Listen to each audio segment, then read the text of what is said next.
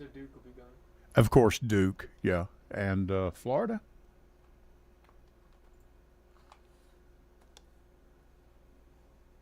Is that right?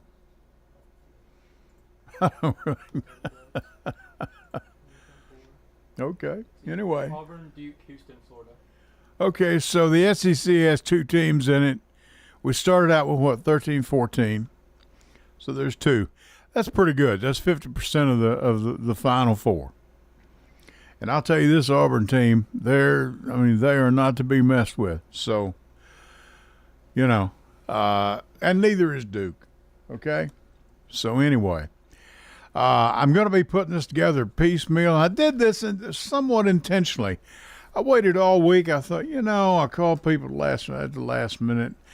I don't want to do that. I want to do this alone because I've got some things I want to say and I want to go over, and I don't want to pin it on our guest here at WGNS.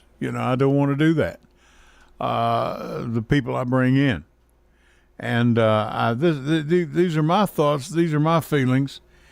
And the feelings you're going to hear, and you're going to hear this in a little bit on some of the information I've had Connor pull up for you via YouTube. An interview with tonight. And by the way, I'm sort of stammering. I'm going all over the place. But tonight, I want you to, if you get a chance after we go off the air, I'm going to do it when I get home. I want to see this Voice of America thing. Yeah, Trump has been dying. All the Republicans have died for years to get rid of Voice of America, okay? And they're finally doing it. Ladies and gentlemen, this is on 60 Minutes, and I'll watch it later. I didn't get a chance to watch. I was looking at bits and pieces. I was getting ready to get up here. I was in and out of the house. And I want you to take a look at this when you get a chance, okay? Because this is, this guy's nuts, okay? He's nuts. They want to close, I say this guy, all these guys, they're all nuts. They want to close everything, And I've got some things I'll read you here in a bit. Rutherford County School Board's back in business again. They're having prayer before they start the meeting. Praise God. I'll tell you what, that bunch, but they won't quit. They're going to make the news, all right. I'll tell you what, if they could be found personally liable, some of these people in government would be a whole heck of a lot. They'd go a whole lot easier on what they're doing. What I say here, I'm personally liable for, and this station could be. So to tell you I'm saying what I feel is not necessarily always true, okay? Please understand that. Yeah, press is free, long as if you got free press, okay, and that's true. It's in the First Amendment. Press is free as long as you own one, but I don't own this one. So I can say, and this station's been awfully good to me by letting me have a whole lot of rope. And luckily, as of yet, I haven't hung myself with it but a couple of times, but I got out of it. I'll tell you what, Connor, let's kick this thing off, all right? We're going to kick it off. And pray for me tonight. I know you will. But for right now, my name is Edwin Lee Raymer, and yes, I'm still a private investigator. Welcome aboard. This is the Edwin Lee Raymer Show with your host, Ed Raymer, on your Good Neighbor station, News Radio, WGNS.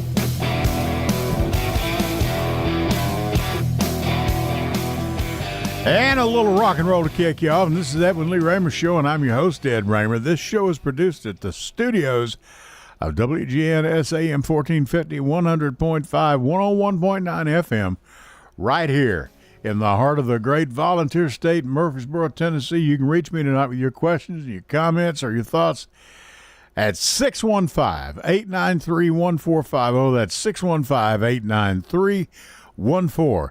Now, you can also send me a text to that number and Connor will be glad to read it over there. He'll give it to me, and I'll read it, whatever. For those of you who may be a little bit too shy and do not wish to be heard live on WGNS, we understand.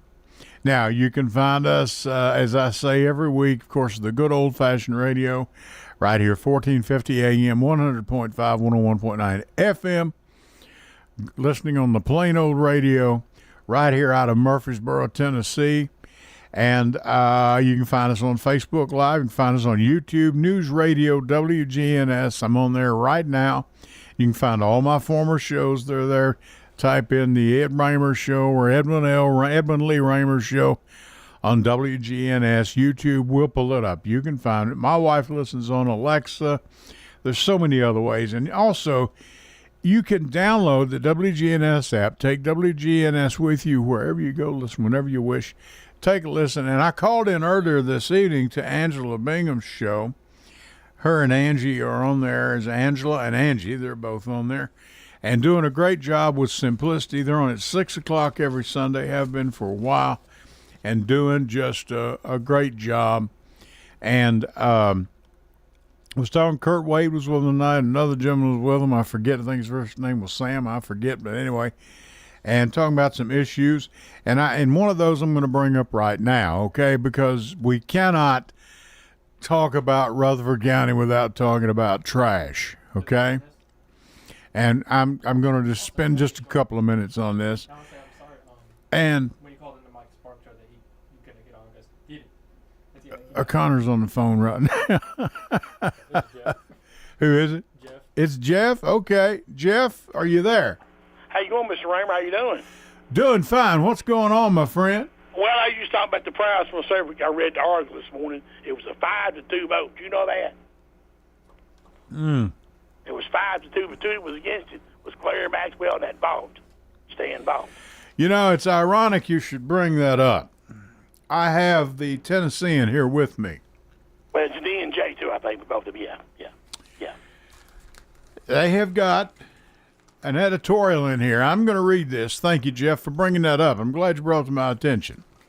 Now, here's what the article says. And, Jeff, give me some space here because this is... Go ahead. I'll be through, and I'll be back with you in just a minute. It's titled, Vaught Stands Up for Citizens at Rutherford School Board Meeting. Hi-ho, Silver. Who's that masked man? It's the Lone Ranger, Stan Vaught, a Rutherford County School Board member. When debating beginning school board meetings with a prayer in lieu of a moment of silence, Vaught responded, quote, "You're infringing on other people's liberty by doing this. I don't know if you're thinking about that or not, but we have to protect everybody's liberty. Right, wrong, black, white, pink, purple, polka dot, Jew, Christian, Muslim, Hindu." End quote. Bravo, Stan. We lost 5-2, but he took a stand. As a Jew in the volunteer state and especially a retired Metro Nashville Public Schools teacher, reading Stan's words, "Renew my faith and hope for Tennessee. Our Constitution, the supreme law of the land, is being trampled upon by Trump and his legion, by Governor Lee and Tennessee GOP legislatures, by school board members all over the state." And that's true. It's all over the state. As separation of church and state has become a, quote, woke thing, which is unfathomable. To wind up, examples of stunning actions by this administration are when HUD Secretary Scott Turner prayed in Jesus' name at Trump's first address to the joint Congress at cabinet meetings, when Trump signed an executive order to establish a faith office headed by Paula White, who coveted Trump. who converted Trump to Christianity. She converted him? I didn't know that. And an EO establishing a task force to eradicate all anti-Christian bias, all found in Russell Vaught's Project 2025 and on the White House website. I'm not assuming Stan's political affiliation, however. Taking a stand's risky under Trump and in the Bible. That's from Ray Levine in Nashville, Tennessee, 37209. Thank you, Miss Levine. What do you think, Jeff? We're going to wind up in Supreme Court? Sounds like. If you could, but I was going to say the vote, Maxwell and Butler didn't want it. They had moment of silence before. Right. Okay. Yeah, I've seen that. They wanted to do prayer now. So that Caleb Tidwell was the one that brought it up. That Tidwell. He's the one that brought it up. So he voted for it. That Butch Vaughn, Darby, Katie Darby, and that Rosales, and the other woman who was on the school board. Rosales was for it too. She voted yes. Right. And like that attorney told them, if somebody complains, it's probably about 100,000 or however many thousands of cases going to be out going to court. Supreme Court, whatever you want to call it, if somebody complains about it. Right. And these days, they probably will. I Sure. don't like that, but it's probably going to happen. And it's going to cost eventually. This thing of, well, the bond will cover the expense. That eventually will run out, and it's going to cost the taxpayers of this county money. Well, who was that councilman you had on something about a bond about that insurance? What was his name? That run for council. He is on the council. It's Kurt Wade. He was on. Re-election when he talking about the bond for that Trump, was it Tran Woods, that they had that deal. He said, well, the insurance company, who you think pays insurance, you councilman? Yeah, I know. You pay yourself? And I agree. You're a big real estate tycoon. What you going to do, son? No, I had talked to Kurt earlier. Taxpayers pay it. Yeah. Well, you think pays that insurance? Sure. And who pays the bonds? Who pays the bonds? The taxpayers. Who thinks pays it? But eventually you will get to a point where a bonding company or an insurance company will say, whoa, Rutherford County. We ain't going to fool with you. Yeah, we're not going to mess with you. You're getting too many lawsuits. No. Because an insurance company is all about profit. They're as bad as the Republicans are, okay? Well, they're going to get a taste of their own medicine, you know. Yeah, that's what it is. But you're talking about the Voice of America, Emily. The next thing they're going to defund is NPR and PBS. You can bank on it. Oh, yeah. Oh, yes. I know Voice of America. And it's done nothing but provide good, just like the USAID program did. And they want to, they did away with that. So, they're wanting to. Oh, yeah. You know. I'm saying that's the next thing is going to be, one of them said, I which one it was, they said he wanted to defund it, both of them. Sure. NPR, PBS, both defunded, both of them. Sure. And he will get it eventually because no one stands up to this man. I do not know what he's got on him, but, brother, it must be something good. He must have naked pictures of him or something. Before I get to the thing with the sports, did you see this week the state legislature got that bill about undocumented children? If they're undocumented, the school systems don't have to educate them. But educate them now. Don't have to. Oh, they don't? They don't have to. They leave at home, I guess. They leave at home, watch TV all day, I reckon. They ain't got to worry about no school. So, now, is this state of Tennessee? Yeah, state of Tennessee, yeah. The school systems, if they're undocumented, like parents, if they're undocumented illegals, they ain't got to educate them. Ain't got to educate them. That's just your right, yes or no. You don't have to do it. Well, before we go to sports, onward Christian soldiers, Marching as to war. Marching as to war. You got to fight. Sure, let's fight. With the cross of Jesus going on before. That's right. I'm telling you. They're going to find it when they head up. I mean, and the Supreme Court, don't I know the Roe v. Wade thing, that's terrible for women. I understand that. But that entire court can fool you from time to time. Oh, yeah. We've all been fooled one way or the other. Yep. And this Roe v. Wade thing, I thought they'd put it to bed from now on. And previous courts had, but Trump, of course, he promised he'd put all the, and of course, Mitch McConnell is the reason for this. He denied President Obama when Merrick Garland could have been on the court, which I don't know if that'd been a good choice now or not, the way he acted as Attorney General. Yeah. But, dragging his feet on that case, I don't know what that was all about. Waited 2 years before he ever did anything. The thing about it is the people he's appointed, like George's and all them, they make decisions he don't like. He's been out of the presidency. They say you don't like him. Well, sorry. You put him on there, but see now he wants to go back. I don't think he said that. He probably wants to go back and change it.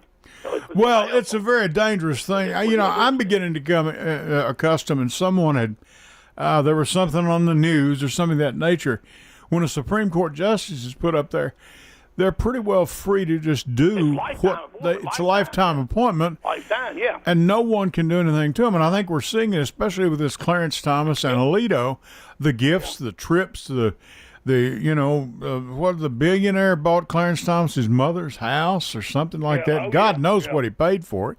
Well, the bottom line is that's just a donation. Yeah. I mean, if you've got a house for sale, you're going to say, I'm going to buy your mother's house here in Rutherford County for, $10 million. Well, that's a legal sale, but no offense, I doubt the house is worth $10 million. No. There's not a home Rutherford County worth that. I mean, it's ridiculous. I mean, and we all know it's been done for years, Yeah.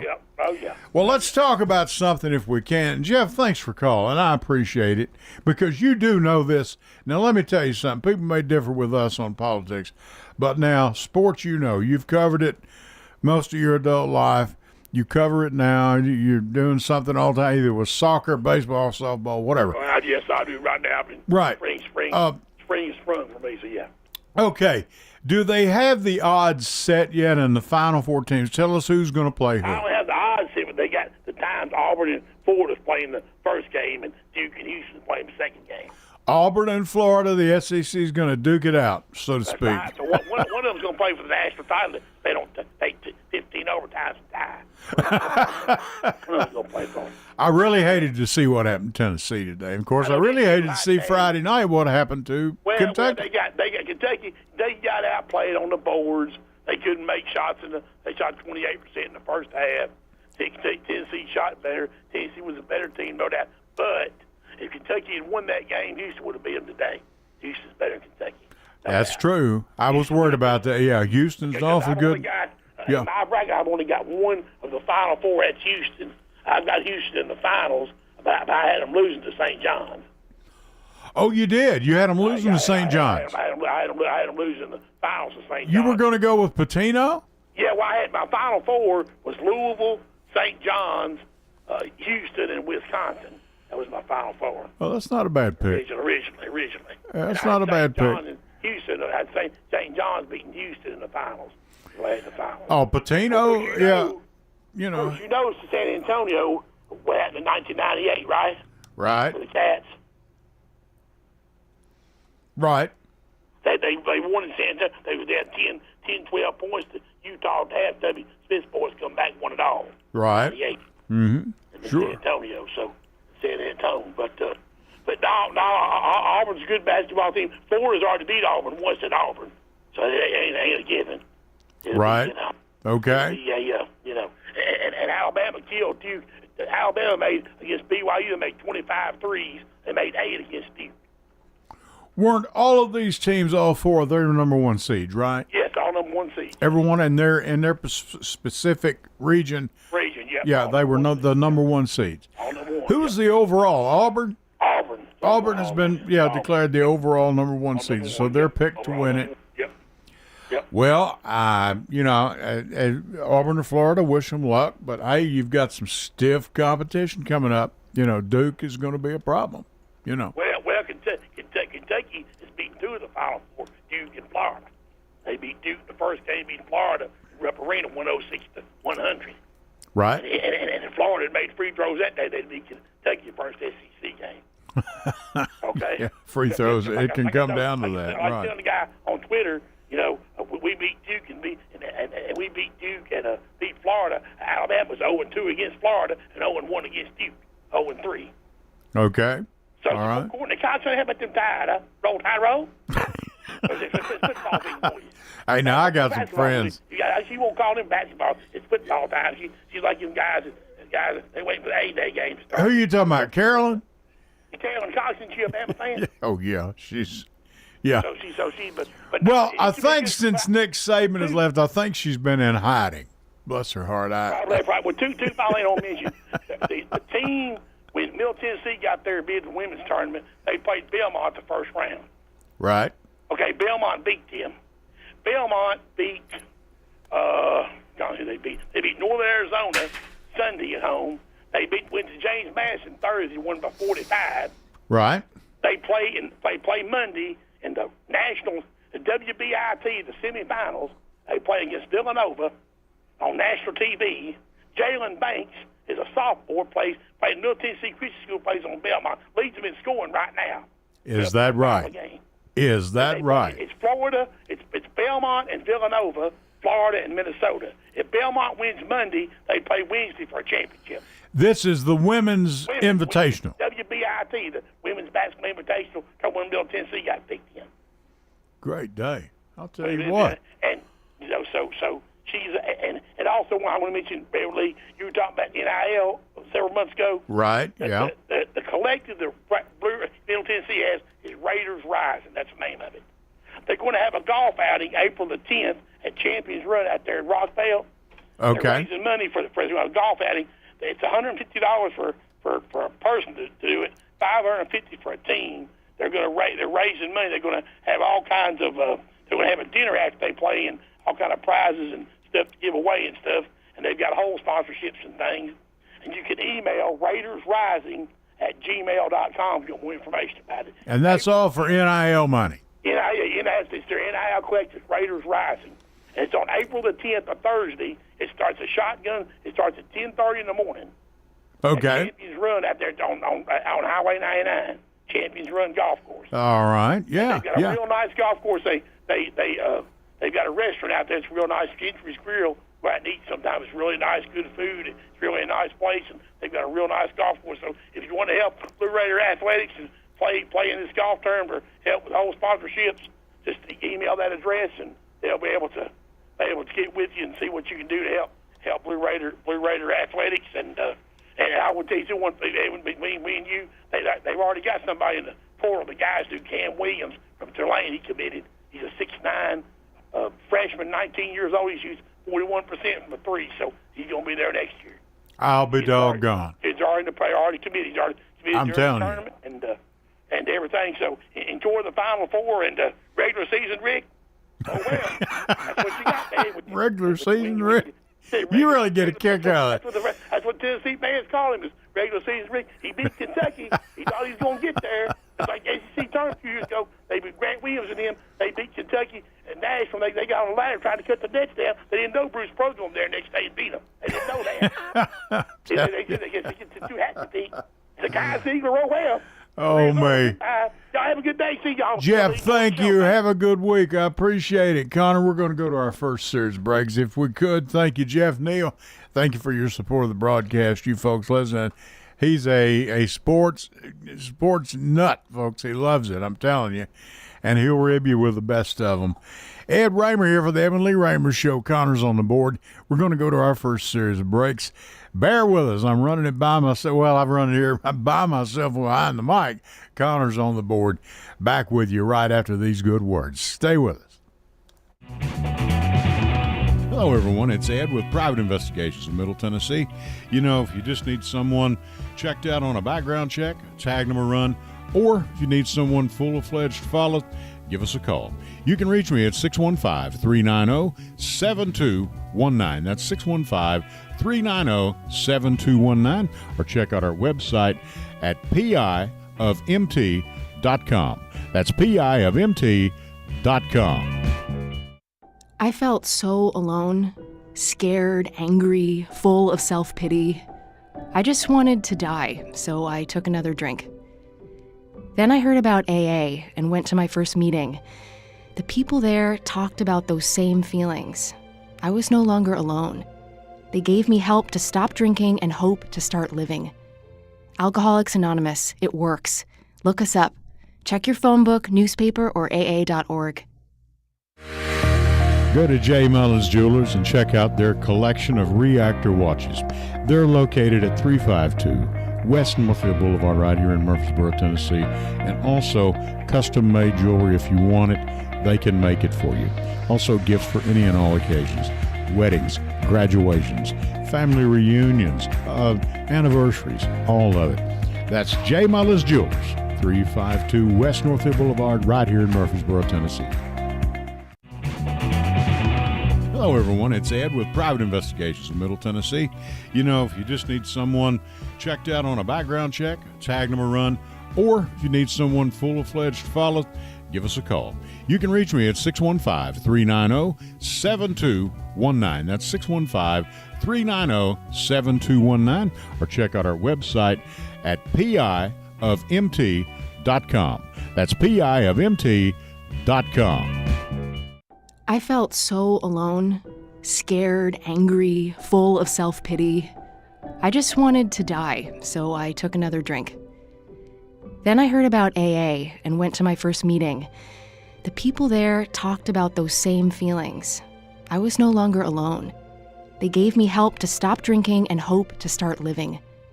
Alcoholics Anonymous, it works. Look us up.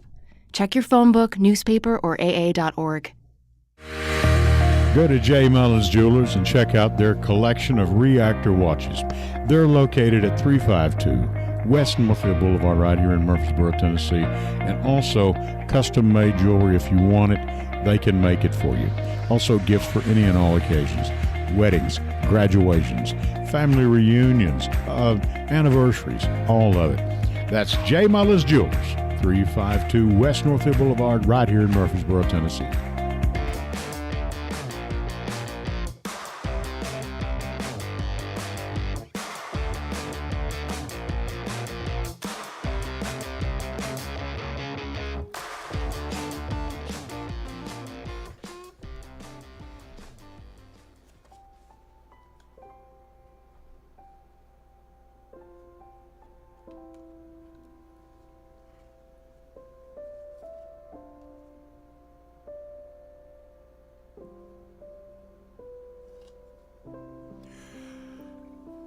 You know, many of us, you go through life and you meet special people.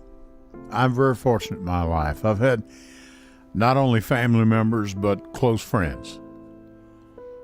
Getting older now, I guess, and, you know, and that goes with it. That's part of it, as it should be.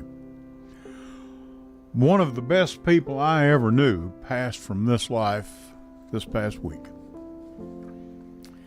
Larry Cawthorn. I want to tell you about Larry. Larry was a fine, fine man. He had 4 sons, and I'm going to list those right now. Derek Linder and his wife Brooke, Corey Cawthorn and his wife Dana, Clinton Cawthorn and wife Tiffany, and then Larry Cawthorn Jr., a.k.a. Little Man. Larry passed from this world March 26th, this past week. I was with him a little less than 2 weeks ago. I said, "Is there anything I can do for you?" He said, "Pray." And I did. I prayed. And when it became apparent, it didn't look like there would be, didn't look like he was going to have a good outcome. I prayed for peace for him and for his family, and for his children, his grandchildren, and Lord, he loved them. He loved them more than anything in this world. I had the privilege yesterday of meeting his mother, Miss Mary Cawthorn,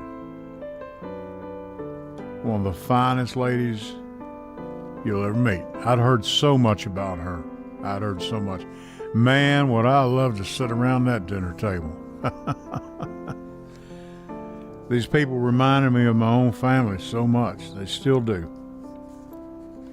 They really do.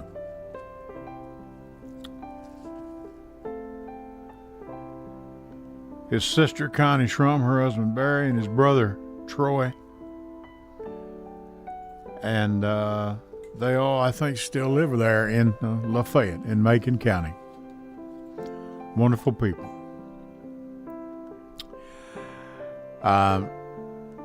Alexander Funeral Home is taking care of these arrangements. Now, Larry will be laid to rest tomorrow, and he will be interred into the Meadowville Missionary Baptist Church Cemetery there in Lafayette. And Elder Mike Carver will be officiating. Wonderful man, and he will be sorely missed by many. Ladies and gentlemen, please say a prayer tonight for Larry Cawthorn's family. They need it. They've had a rough go of this thing. And he's one of the finest people you would have ever met. Larry Cawthorn. We'll lay him to rest tomorrow. God bless you, Larry. Thank you all. Thank you, Connor. Thank you very much. I appreciate that. Okay. As I move on through this show, this broadcast, I never did like calling this a show. I like calling it a broadcast. I try to bring you news, information. A show is when you're entertained, and a lot of people I run into you through the week say, boy, I heard that show Sunday night. Man, I laughed. Okay, you were entertained. Okay. And, yeah, I've been called out right here to my face on my own broadcast. That's fine. That's good. That's part of it. That goes with the territory. But I want to do something. I called in earlier tonight. Connor was working the board to Angela Bingham's broadcast, Simplicity, as I told you about earlier in the as we were getting started here. And Mr. Kurt Wade, city council member, was one of her guests. And we were talking.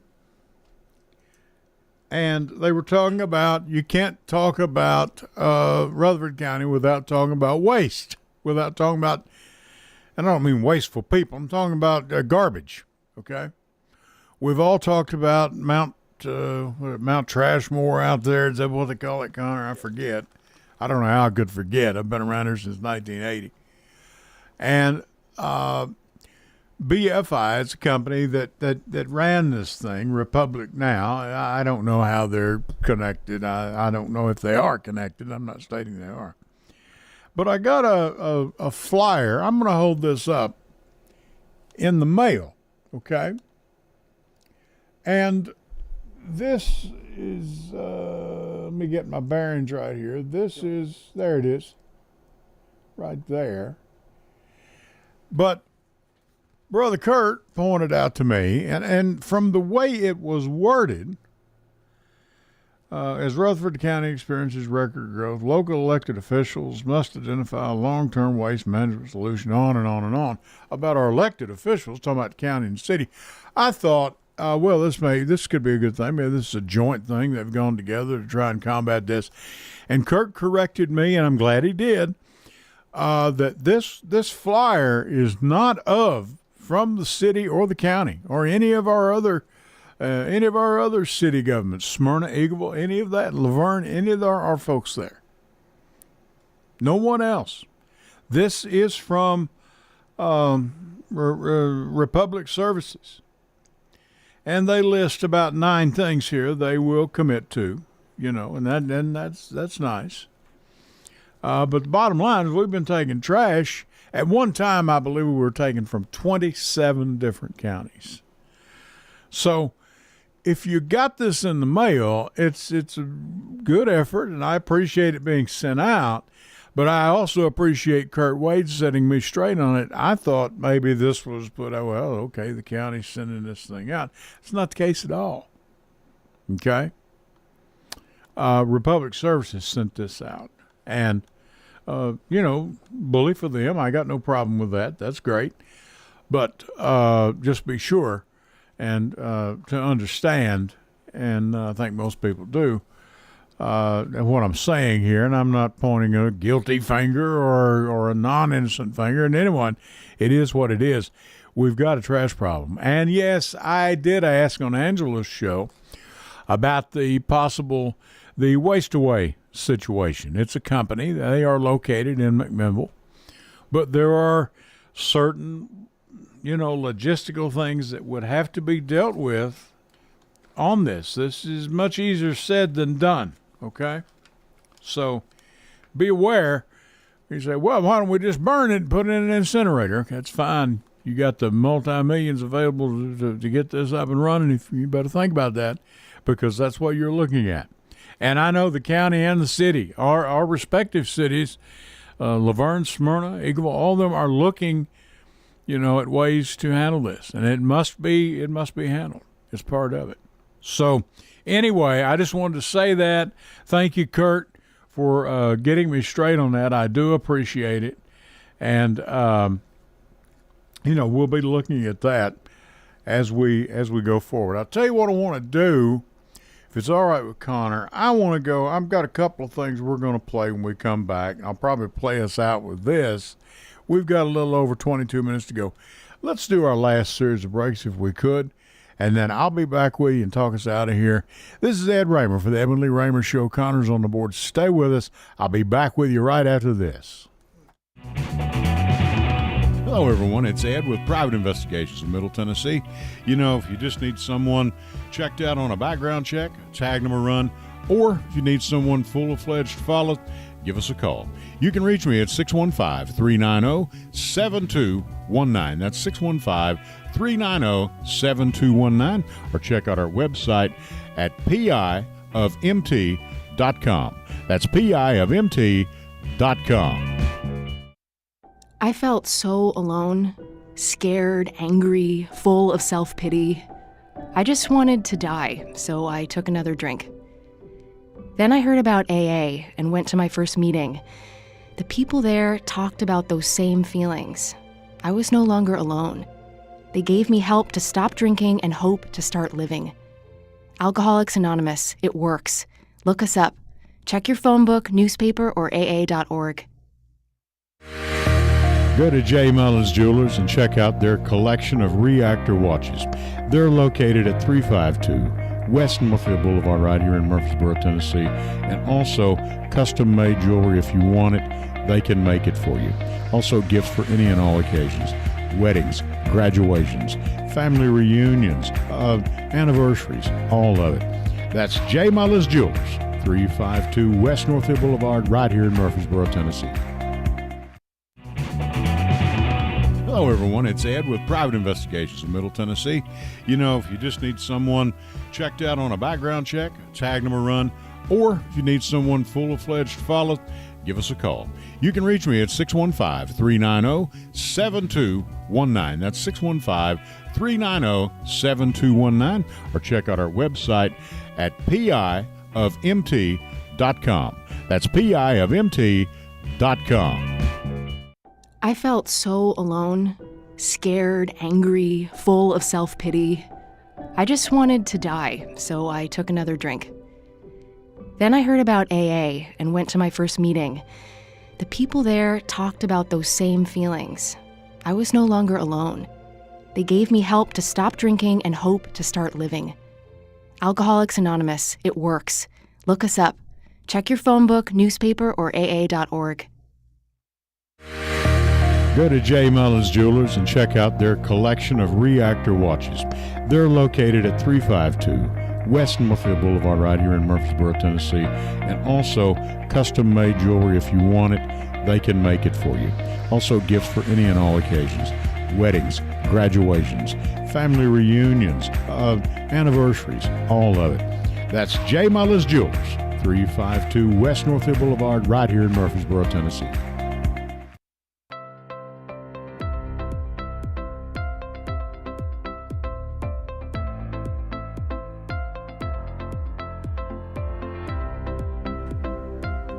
Okay, we are back. And ladies and gentlemen, I want to play you something. We've got the pros and cons about our current president and all this. I've had Connor pull this up. It's from our YouTube, courtesy of C-SPAN 2. And this is, Senator Murphy. And the title of this is Republicans Apply a Different Set of Rules to Elon Musk. It's just about 5 minutes. I may not play it all. Connor, I want you to pick this up. Let's start this right now. I want you to take, this is Senator Chris Murphy, and he's doing a lot of talking right now. There are rumors that have been mentioned he might be making a presidential run. I have no idea. I don't know anything about that. But I want you to listen. He makes a very valid argument here. Go ahead, Connor. Senator from Connecticut. Mr. President, thank you. Reserving the right to object. Listen, come on. This resolution is not about violence or domestic terrorism. It just isn't. This is a resolution that says one thing, and one thing only. Elon Musk is in charge. He matters. more than anybody else. Musk is subject to a different set of rules than everybody else. The Trump administration serves him, not us. The Republican Party serves him, not us. Elon Musk right now is effectively stealing from the American people. He is combing through our government, awarding himself contracts, canceling contracts for his competitors. He's shutting down agencies that stand in the way of his business, his growth. He's giving himself access to secret information about government enforcement actions against his competitors. He is also, at the same time, currently the largest funder of Republican politics in the nation. He spent $250 million backing President Trump's campaign. He recently told the president that he would contribute another $100 million to the president's political arm. And guess what? At that same time, the president stood on the White House lawn to give a taxpayer-funded commercial for Elon Musk's cars. That's corruption at a scale that we have not seen before in this country. The integration of the Trump White House and the Republican Party and the business interests of the richest man in the world. It's wrong. Now, this resolution claims to say something about domestic terrorism, but the only terrorism, the only violence it mentions is violence carried out against, you guessed it, Elon Musk. On an annual basis, there are 11,000 reported incidents of domestic terrorism. 11,000. Only a handful of them impact Tesla dealerships, but they're the only acts of violence mentioned in this resolution. 52% of the reported attacks were based on racial or ethnic targeting by radicalized attackers, but they aren't mentioned in this resolution.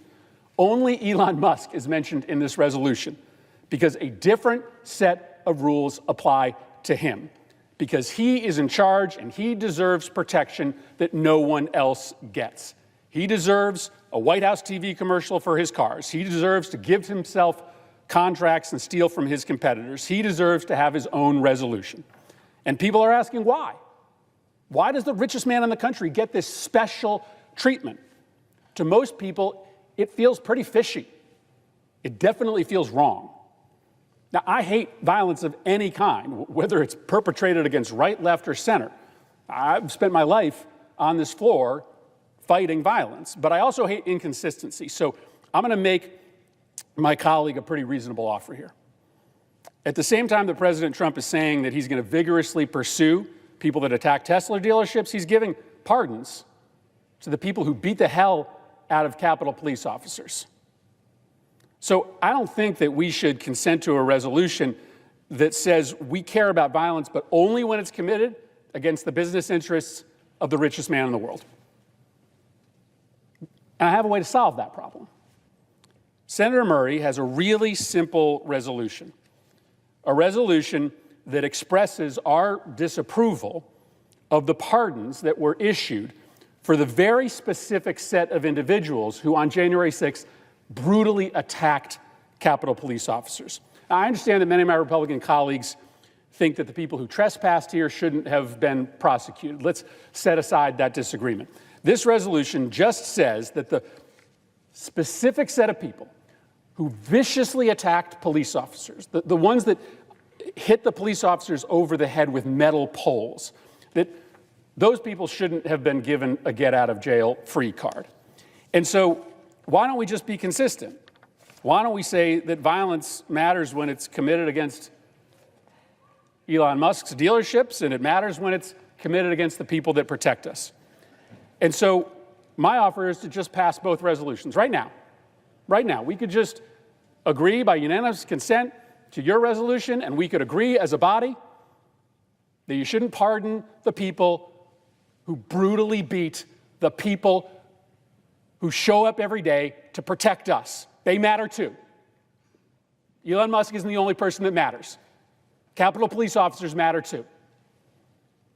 So I'd ask the senator to modify her request to add the following: that the Committee on the Judiciary be discharged from further consideration, and the Senate now proceed to S-Res 42, a resolution condemning the pardons for individuals who are found guilty of assaulting Capitol Police officers, that the resolution be agreed to, and the motion to reconsider be considered made and laid upon the table. If we agree to move forward on this unanimous consent I think we can move forward on the senator's request as well.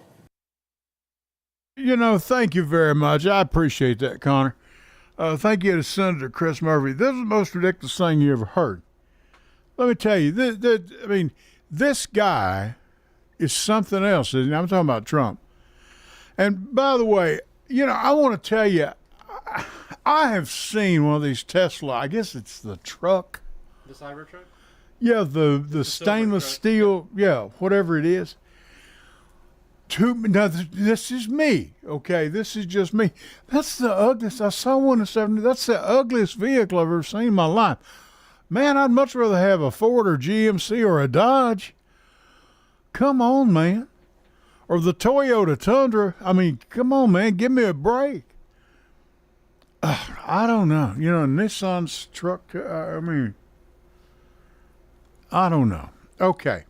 Now, we go from that, and I'm going to play you out with this, okay? Ed O'Keefe with CBS News did an interview with Jeffrey Goldberg, as you've probably heard, on the text situation that he wound up in the middle of, that he wasn't supposed to, okay? Now, Connor's going to play this, and I'm going to get out of your way here, and I'm going to see you next Sunday night at 8 o'clock. But I want you to listen to this interview because I think it's important. Okay? And with that, Connor, I'm going to leave it with you, and I'm going to get out of y'all's way. Thank you all so much for your support.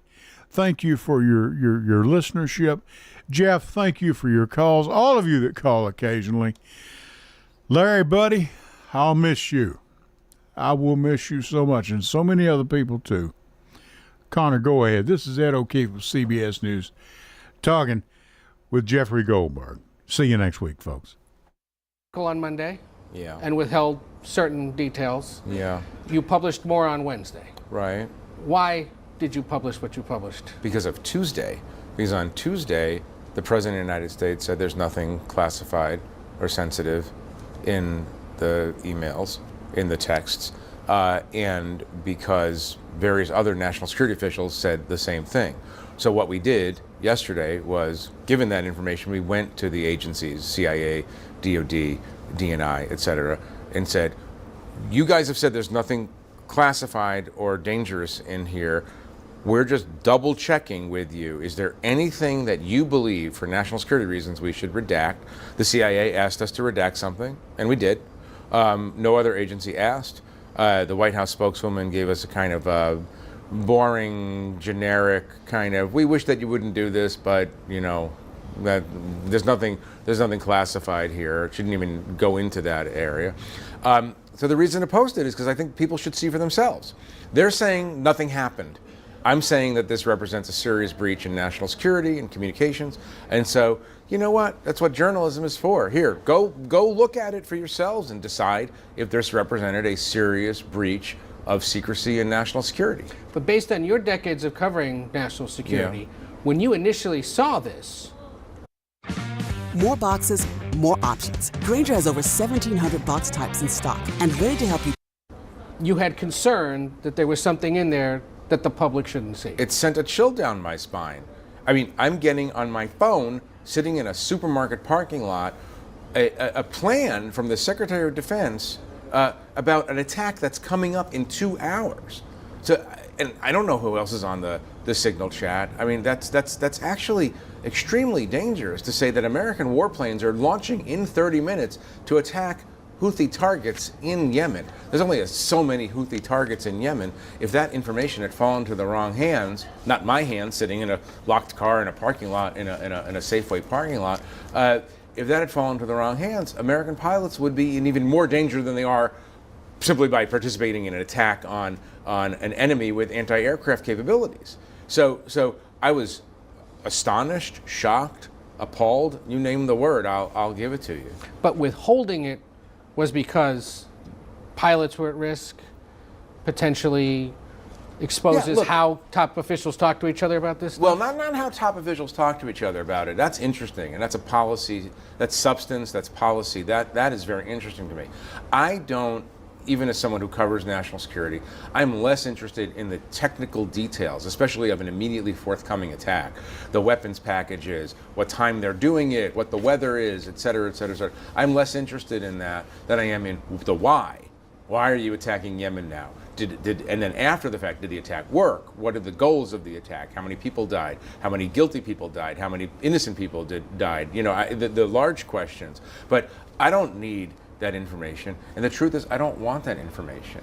Like I'm not qualified to handle that information, and I recognize, even as a reporter who wants to know everything, I recognize that there are some things for operational reasons should not be discussed lightly. But what you have here is the Secretary of Defense discussing in a Signal chat, doesn't even know that the editor of the Atlantic is in the Signal chat, and is giving out precise timings and sequencings of an attack on a very dangerous enemy of the United States.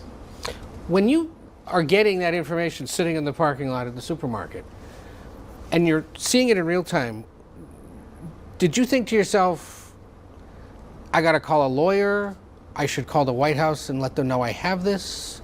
What was your reaction in real time? I thought that I was part of a chain that was part of a disinformation campaign. I thought this was part of a disinformation campaign.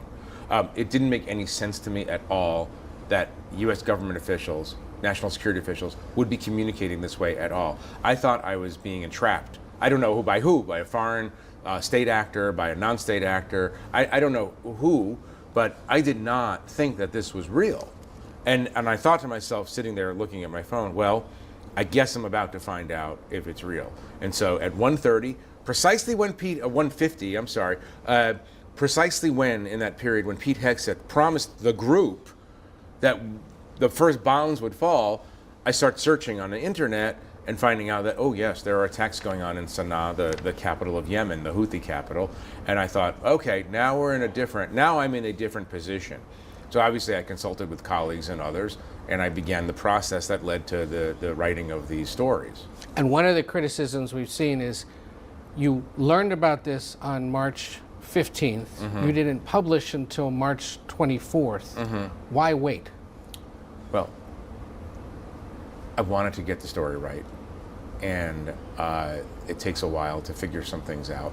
But what I did do was I left the group, because that seemed like the responsible thing to do. But I had to get a lot of things right, and this is serious stuff, and I'd rather not rush. The White House has called you a lot of things. They do this when there's somebody that's sharing or reporting information they don't like. They don't like a lot of reporters. No, and they discredit the messenger or the publication. Or they try to discredit the messenger, at least. Right. Yeah. Well, among other things, they're now calling you an anti-Trump hater. Are you? I don't hate Donald Trump. No, not at all. Just reporting on a White House. That's all. I mean, this is, and I'm not the first reporter they do this to. Anytime you write something they don't like, they call you bad names. I have to imagine that you've been called bad names from time to time. But you're such a likable person, I can't imagine. It happens.